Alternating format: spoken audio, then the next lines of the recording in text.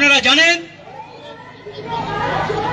যে 1 বছর ধরে আমাদের যে রাস্তায় থাকা, আপনাদের যে রাস্তায় থাকা, সেই রাস্তায় থাকার 1 বছরের এই রাত্রিতে আমরা যেটা মনে করি যে এই জঘন্যতম রাতে আমাদের বোনের কাছ থেকে পৃথিবীতে বাঁচার অধিকার এবং এই রাত্রিটা তার থেকে কেড়ে নেওয়া হয়েছিল।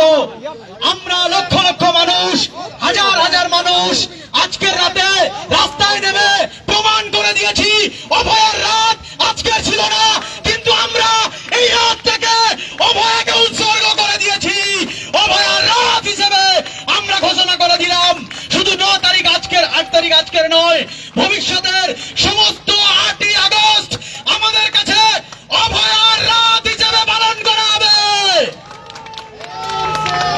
একটা রাত একজনের থেকে কেড়ে নেওয়া, জীবন কেড়ে নেওয়া, সেই শিক্ষা থেকে আমাদের চোখ খুলেছে।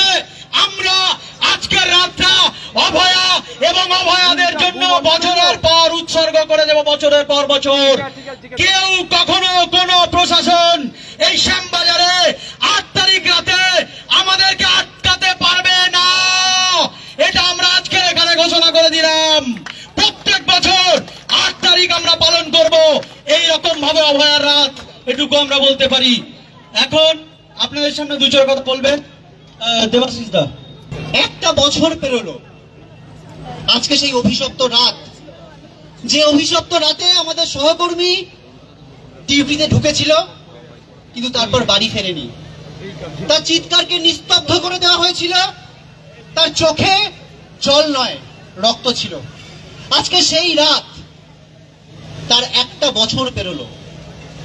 আজকে কেন আমরা রাস্তায়? অনেকে জিজ্ঞাসা করছেন এতদিন পর কেন এত মানুষ রাস্তায়। এটাই আমাদের প্রশ্ন, যে কেন ন্যায় বিচার চেয়ে এতদিন পর সাধারণ মানুষকে রাস্তায় নামতে হচ্ছে, কেন 1টা বছর পর অভয়ের মা বাবাকে ধরে ধরে ঘুরতে হচ্ছে ন্যায় বিচার চেয়ে। এটা এই ব্যবস্থার ব্যর্থতা, ব্যবস্থার লজ্জা। আজকে বলছে আমরা যা যা ঘটেছিল 1 বছর আগে থেকে একটা কথাও আমরা ভুলিনি। আজকের এই আমাদের মিছিল বলুন, আজকে আমাদের অবস্থান বলুন, সেটাই পুড়িয়ে দেওয়ার রাজনীতির বিরুদ্ধে। আমরা ভুলিনি 9ই আগস্ট যখন এই ঘটনা ঘটলো, তার পরদিন সকালে আরজি করে সেমিনার রুমে কারা কারা উপস্থিত ছিলেন। শাসক দলের নেতা থেকে শুরু করে এমএলএ, উকিল, থ্রেড সিন্ডিকেটের মাথারা, তারা অভয়ের মৃতদেহকে পাশে বসিয়ে মিটিং করলেন, পরিকল্পনা করলেন। আমরা দেখলাম যখন বাইরে থেকে প্রতিবাদী জনতা যাচ্ছে তাদেরকে আটকে দেওয়া হলো, বলা হলো এটা ইন্টারনাল ম্যাটার, আমাদের সন্দীপ ঘোষ স্যার এটা ম্যানেজ করে দেবেন। আমরা ভুলিনি যে পোস্টমর্টেমের পর তড়িঘড়ি করে পুলিশি কর্ডন করে তার মৃতদেহকে পুড়িয়ে দেওয়া হয়েছিল যাতে আর কোনো চিহ্ন অবশিষ্ট না থাকে।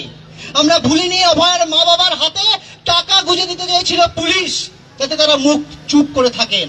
আমরা ভুলিনি কলেজ প্রশাসন, সন্দীপ ঘোষ বাহিনী, তারা বাড়িতে ফোন করে বলেছিল যে এটা আত্মহত্যা বলে চালিয়ে দেওয়ার চেষ্টা হয়েছিল। আমরা ভুলিনি যে পোস্টমর্টেমের আগেই যদি আরজি করের প্রতিবাদী জুনিয়র চিকিৎসকরা রুখে না দাঁড়াতেন তাহলে পোস্টমর্টেমের আগেই মৃতদেহ বের করে নিতে চেয়েছিল পুলিশেরা।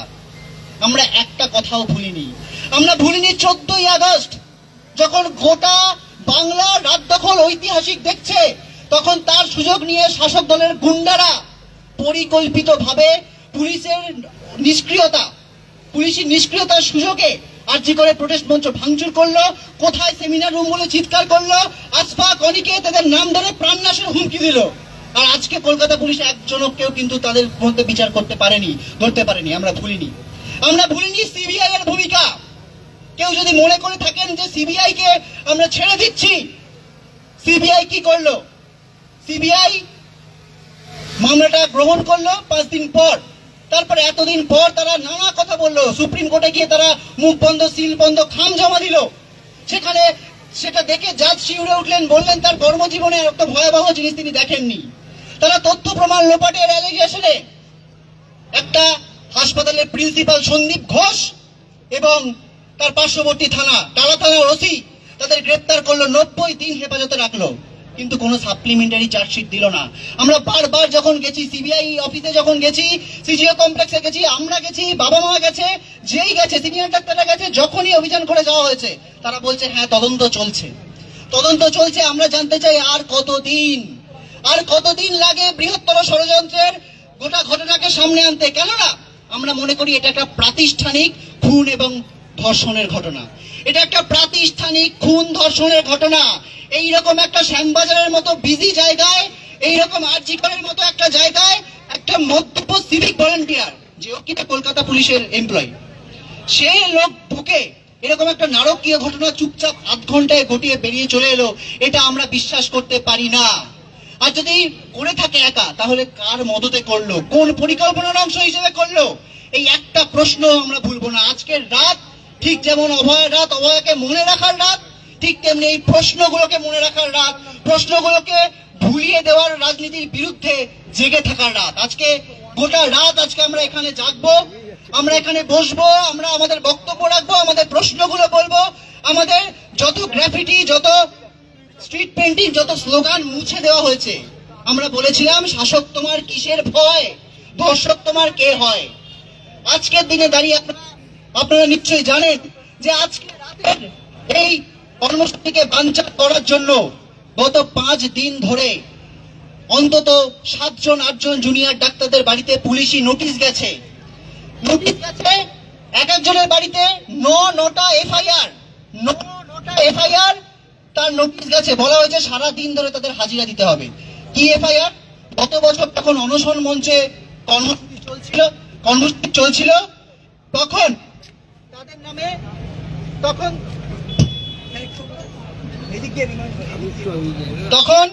তাদের নামে এফআইআর করা হয়েছিল। কি এফআইআর? একজন অনশনকারী 12 তারিখে আইসিইউতে ভর্তি হয়েছে, তার নামে কেস দেওয়া হয়েছে। সে নাকি 12 তারিখ পুলিশকে গ্রিভাস হার্ট করেছে, মহিলা পুলিশের শ্লীলতাহানি করেছে। বলা হচ্ছে একটা এমবিবিএস 3rd ইয়ারের স্টুডেন্ট, তার পরীক্ষা, তার সেমেস্টার চলছে, তাকে বলা হয়েছে তুমি গিয়ে তার বিরুদ্ধে জামিন অযোগ্য ধারায় কেস দেওয়া হয়েছে। বলা হচ্ছে বউবাজার থানা, হেয়ার স্ট্রিট থানায় গিয়ে তোমাকে জিজ্ঞাসাবাদ করা হবে। একজন পরীক্ষার্থী যার নিট পরীক্ষা, আপনারা জানেন গত রবিবার নিট পরীক্ষা ছিল, তার 2 দিন আগে রাত্রিবেলা বাড়িতে পুলিশ গিয়ে সেই চিঠি দিয়ে এসছে। এগুলো প্রতিহিংসা নয়?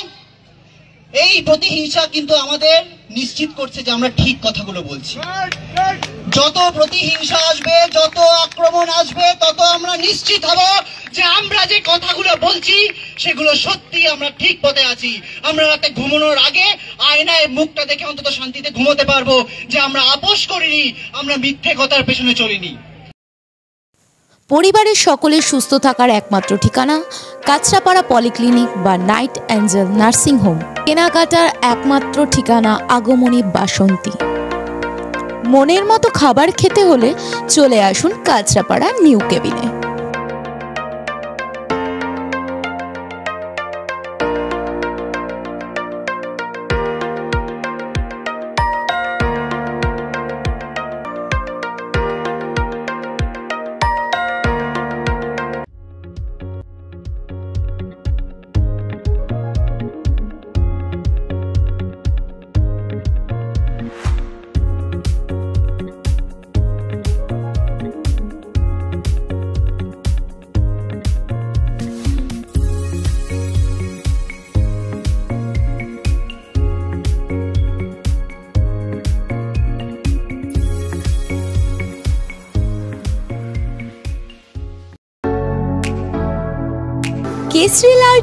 কেসরি লাইট হাউস এবং কেসরি লাইট হাউস নিজেদের রান্নাঘরকে আরো অত্যাধুনিকভাবে সাজাতে, সমস্ত কিছু পেতে চলে আসুন নৈহাটি গৌরীপুর চৌমাথা বাজার কেসরি লাইট হাউস।